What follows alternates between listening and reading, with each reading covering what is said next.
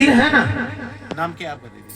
मुस्कान। बुरा नहीं मानेगा, खाली हम माने ऐसे बोलेंगे, उदाहरण देते हैं। तुमको नहीं बोला है, किसी को इसमें मन डायरेक्ट नहीं बोलना है। ज्ञान दिया जा रहा है। मुस्कान दीदी ने अपने नाम की घोषणा कराई।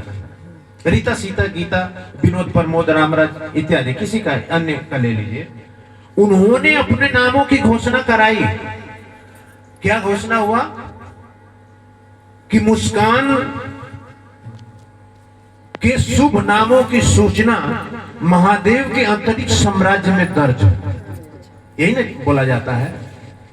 अंतरिक्ष साम्राज्य में इस सूचना को दर्ज किया गया, माने महादेव का जो रजिस्टर है, महादेव के दरबार में जो रजिस्टर बनता है, उनका डायरी में हमारा नाम मेंशन हो गया।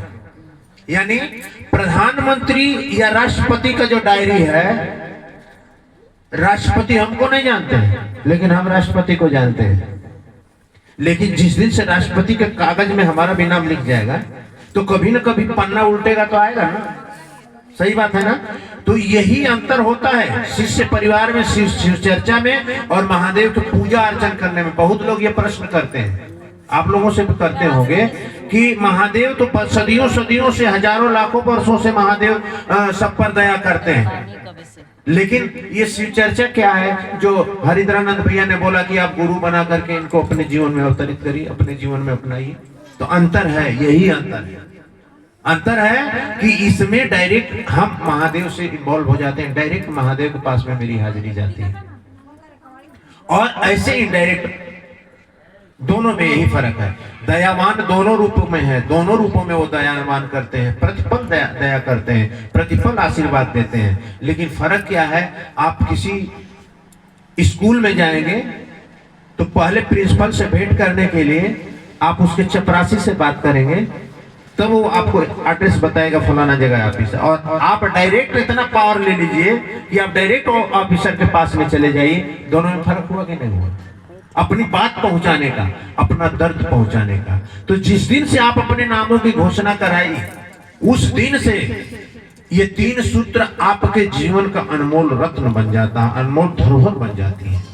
और केवल नामों की घोषणा करा देने से आप शिष्य नहीं बन जाएंगे। शिष्य बनने के लिए ये शरीर का हर अंग के साथ साथ आपका जो नहीं दिखाई देता है, वो एक इंपोर्टेंट अंग बोलिए, चाहे वो तत्व बोलिए, आपके शरीर में होता है, जिसका नाम है मन। क्या नाम है? मन। मन का कोई आकार होता है? हाथ, गोड़, पांव, नाक, मुंह, लीवर, किडनी, फेफड़ा, सबका आकार है, लेकिन मन का कोई आकार नहीं है। और वही मन से महादेव मिलते हैं, वही मन महादेव की तरफ आकर्षित करता है, और हम उसी मन को उसी मन से जोड़ने के लिए अपने नाम की घोषणा कराते हैं। अगर आप अपने मन से महादेव को नहीं माने तो हाथ गोड़ पांव 10 बरस 20 बरस जाएगा। आप दीदी लोग से भेंट करिएगा, दीदी हमको तो कोई फायदा नहीं हुआ, 10 बरस हो गया शिष्य परिवार बने हुए ना। आप चेला ही नहीं बने, आप मन से माने ही नहीं महादेव को, अपना परिवार का सदस्य ही नहीं माने, अपने परिवार में उनको उस रूप में देखे नहीं, एक बस देवता के रूप में मानते चले गए। अंतर हुआ यही। जिस दिन से आपका मन झुकने लगेगा, जिस दिन से आपके मन का झुकाव महादेव के प्रति होने लगेगा, उस दिन से आप सत्य के तरफ चलने लगे, 3 सूत्र के तरफ चलने लगेंगे। डॉक्टर के पास गए हैं, हरिद्रानंद भी एगो डॉक्टर है, नीलम दीदी एगो डॉक्टर है, उन्होंने आपके जीवन को सुधारने के लिए 3 औषधि लिख दिया। दया मांगो, चर्चा करो और नमः शिवाय के मंत्र का उच्चारण करो या जप करो, जो बोले। तो ये 3 को दवा जो है, जब तक हम अपने जीवन में अपनाएंगे नहीं, खूंटी पर टांग देंगे लेके ऐसे, और बोलेंगे कि हमको फायदा नहीं हुआ। दवा लिखा डॉक्टर ना, उसको तो हम अपने अंदर में डालेंगे ना, शरीर के अंदर में, तभी तो हमको फायदा हुआ है। क्या गोरेलाल भैया, खूंटी पर टांग देने से तो नहीं होता है। तो हम लोग क्या करते हैं, 98% 95% गुरु भाई बहन कि बस डॉक्टर से दवाई लिखवा लिए और खूंटी पर टांग दिए, उससे मतलब नहीं।